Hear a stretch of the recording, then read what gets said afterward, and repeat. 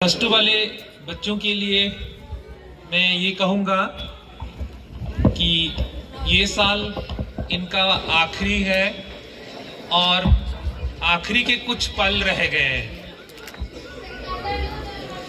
और उस पल का एक ये आखिरी कड़ी था आज का ये पार्टी। और पहले भी मैं प्लस टू वाले बच्चों को ये बता रहा था कि इस विद्यालय में आपका ये आखिरी पार्टी है और मुझे उम्मीद है आप सबने आपका ये आखिरी पार्टी जो है बहुत एंजॉय किया होगा। ये हम चाहते थे कि आप इस स्कूल से जब भी विदा होके जाएं कुछ अच्छी यादें लेके जाएं, हंसते हंसते जाएं और हमारे सारे स्टाफ और जितने भी बच्चे हैं सबसे बेस्ट विशेष लेकर जाएं। कुछ काम आए ना आए, बेस्ट विशेष ब्लेसिंग्स ये जरूर काम आते हैं। आप लोगों में से बहुत सारे बच्चों ने यहाँ पर आकर अपना एक्सपीरियंस शेयर किया। मैं कहूँगा कि पता नहीं चला कब बच्चे बड़े हो गए, पता नहीं चला कब आप 6th में आए थे और अभी जो है आप पास आउट होकर जाने वाले हैं। बड़े होने के बाद, विदाई के बाद एहसास होता है कि वाकई में हमारे बच्चे जो है बड़े हो गए हैं। और आज वो देखकर लग रहा था, उनके एक्सपीरियंस सुनकर ऐसा महसूस हुआ कि वाकई में वो बहुत बड़े हो गए हैं। बहुत बड़ी बड़ी बातें वो कर रहे थे। सुनकर अच्छा भी लगा कि बहुत कुछ वो यहाँ से सीख कर जा रहे हैं। और सबसे बड़ी बात यह है कि उनको इस बात का एहसास है कि यहाँ से वो कुछ सीख कर जा रहे हैं। नहीं तो अक्सर ये होता है कि हम दूसरे को कोसते हैं या दोष देते हैं, वो ना कर कर उन्होंने इस चीज को ज्यादा अहमियत दिया कि हमने क्या सीखा।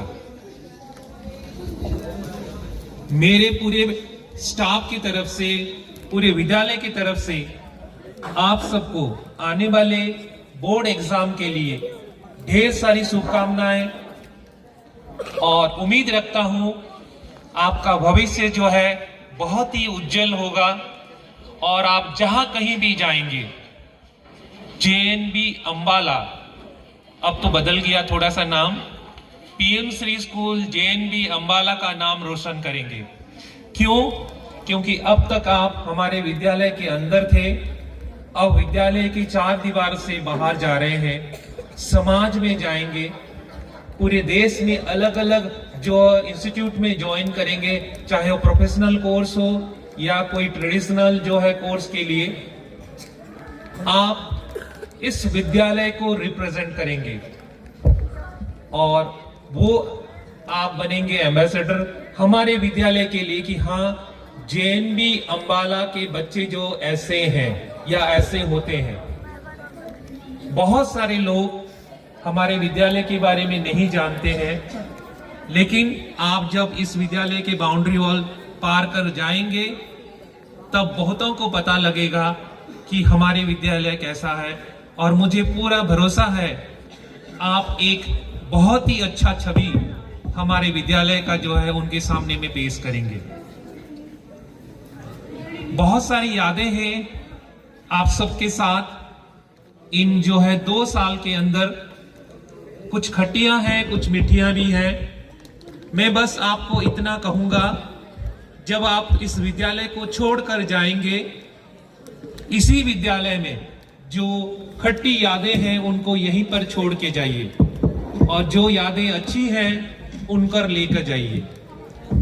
कई बार हमें जो है बहुत कुछ करना होता है और अक्सर हम करते भी हैं, ये हमारा फर्ज है।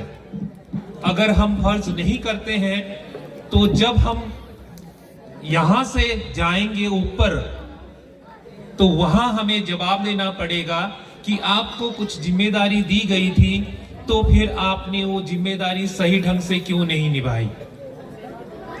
और उसी जिम्मेदारी को निभाते हुए अक्सर हम आपको डांटते हैं, कई बार हाथ भी उठाते हैं, लेकिन इस सब के पीछे मकसद बस यही होता है कि आपका उसमें भला हो। और इसी भलाई के साथ ही हम चाहते हैं आप हर तरह से तरक्की करें, आप खुद अपने नाम रोशन करें, अपने परिवार का नाम रोशन करें और हमारे इस विद्यालय का नाम रोशन करें। मुझे उम्मीद है आप सब जरूर एक दिन वापस इसी विद्यालय में आएंगे कुछ बनकर।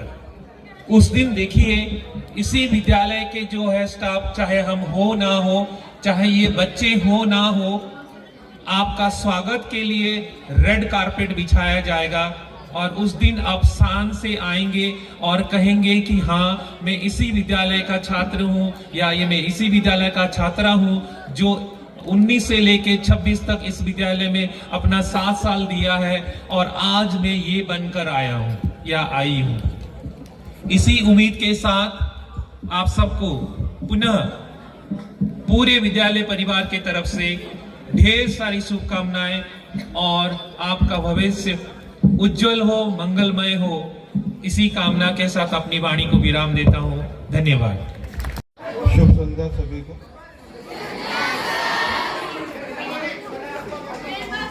सभी को धन्यवाद। मुझे शिक्षकों की तरफ से आमंत्रित किया गया है कि मैं शिक्षकों की तरफ से आपसे संवाद कर सकूं।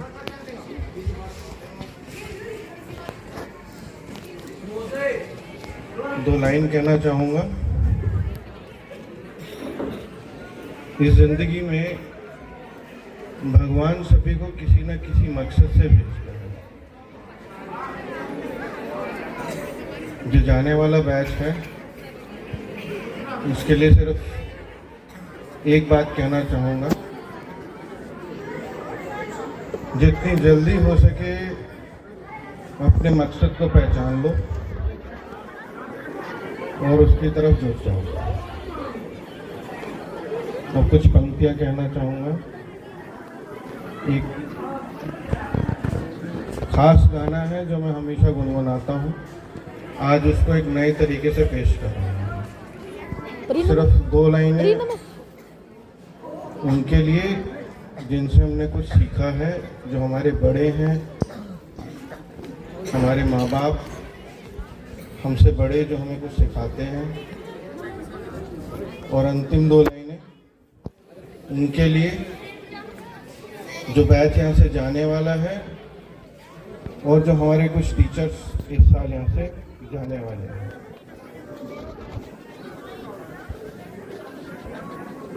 तुमको देखा तो ये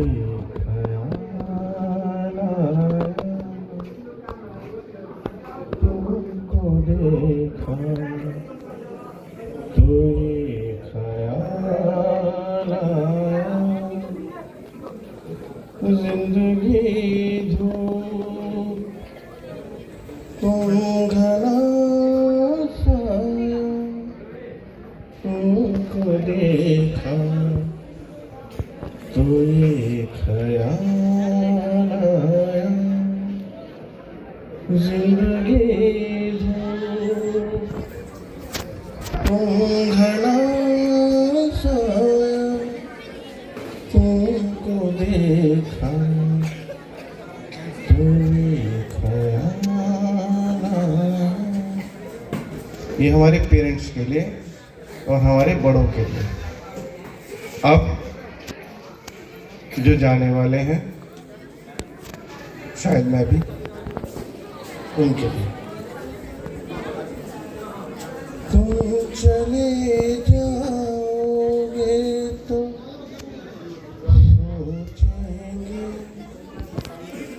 तुम चले जाओगे तो पूछेंगे हमने क्या खोया, हमने क्या पाया, हमने क्या खोया, हमने क्या पाया। जिंदगी धूप तुम घना साया, तुमको देखा तो ये ख्याल आया। Thank you. कविता के बोल हैं, आप लोगों से बिछड़ने का गम अभी से है। मेरी कविता कुछ इस प्रकार है। आप लोगों से बिछड़ने का गम अभी से है। हमारा रिश्ता एक अजनबी सा है, अजनबी जो अपनों सा है, कभी सच कभी सपनों सा है। हमारी आंखों का रिश्ता नमी से है। आप लोगों से बिछड़ने का गम अभी से है। इतिहास के पन्नों से का किस्सा सा है, अर्थशास्त्र की गहराइयों का हिस्सा सा है। भौगोलिक रिश्ते में बंधे हैं हम, राष्ट्रभाषा की डोर से सधे हैं हम। हमारी मुस्कुराहट का रिश्ता सभी से है। आप लोगों से बिछड़ने का गम अभी से है। आप लोगों की आंखों से बातें बरसती हैं, जिसे हम सब की नजरें समझती हैं। आप सबके लिए मन में एक अरमान है। आप लोगों की चाहत का मुझ पर एहसान है। रिश्ता अभी का नहीं, जाने कभी से है। आप लोगों से बिछड़ने का गम अभी से है। पल में आप अपने पल में बेगाने लगते हैं। ये सिलसिले बरसों पुराने लगते हैं। आप लोगों से बिछड़ना जिंदगी में कुछ कमी सी लगती है। आप लोगों की खुशी में ही हमारी खुशी झलकती है। हमारा ये अजनबी रिश्ता सभी से है। आप लोगों से बिछड़ने का गम अभी से है। आप लोगों के बिछड़ने का गम अभी से है। धन्यवाद। जय। तो बात अभी अधूरी थी कि सर क्वेश्चन पूछ रहे हैं कि छिपकली किसे कहते हैं। तो एक स्टूडेंट को खड़ा करके भाई बता कि छिपकली किसे कहते हैं। तो जो बायो का स्टूडेंट होता है वो कहता है कि सर छिपकली वो गरीब मगरमच्छ है जिसे बॉन्ड मीटर नहीं मिला